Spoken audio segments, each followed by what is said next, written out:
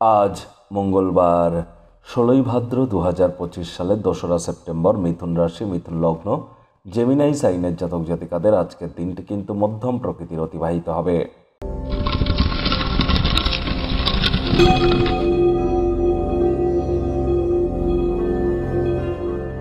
ভিডিওটির শুরুতেই স্ক্রিনে আপনারা দেখতে পাচ্ছেন হনুমানজির প্রণাম মন্ত্র।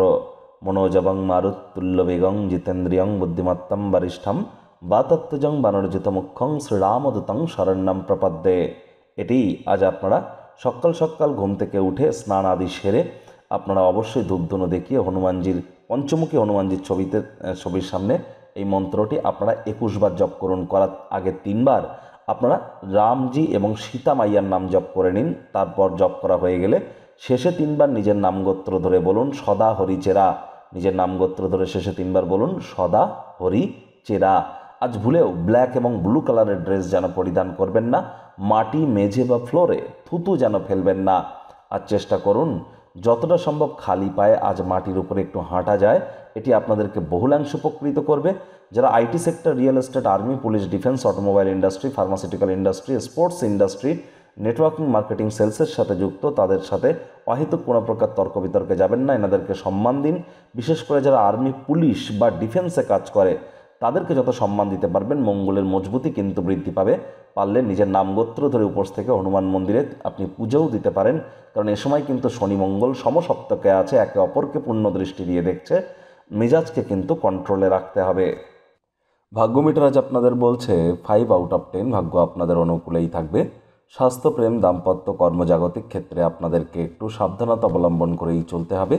আবেগপ্রবণ এবং জেদি প্রকৃতিকে নিয়ন্ত্রণে রাখুন, তা না হলে কোনো পার্টি বা অনুষ্ঠানের মেজাজ আপনারা খারাপ করে দিতেই পারেন। আজ দ্রুত অর্থ উপার্জন করার আকাঙ্ক্ষার অধিকারী আপনারা হবেন। আয় ইনকামও বাড়বে। নতুন উদ্যোগ পরিকল্পনার পাশাপাশি নতুন নির্মাণ কার্যের শুরুয়াত আজ করা যেতেই পারে। চাকরিজীবী যারা আছেন তাদের অফিসে কম কথা বলে কাজ বেশি করতে হবে। মনের থেকে মস্তিষ্ককে বেশি দাম দিতে হবে। কোনো প্রকার অফিস পলিটিক্স বা গসিপিংয়ের অংশ যেন হবেন না, বসের কিন্তু কুনজরে পড়ে যেতে পারেন।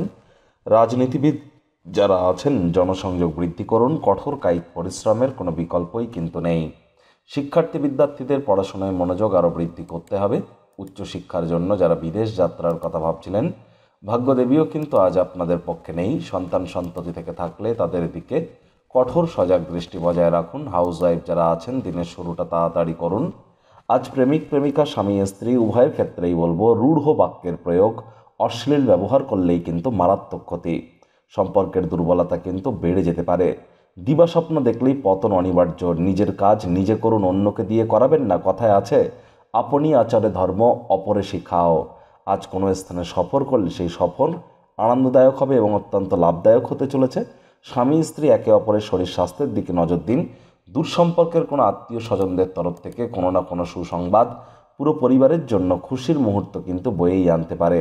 পরিবার পরিজন, নিকটস্থানীয় ব্যক্তিবর্গ, বন্ধু স্বজন সকলের সাথেই ভাব ভালোবাসা বাড়বে। পরিবারের প্রতি সকল প্রকার দায়িত্ব সঠিক সময়ের মধ্যে সুনিপুণভাবে পালন করতে আপনারা সক্ষম হবেন। শত্রুপক্ষ, বিরোধী পক্ষ একটু হলেও শক্তিশালী কিন্তু থাকছে। এ বিষয়ে কিন্তু আপনাদেরকে অত্যন্ত সজাগ থাকতে হবে।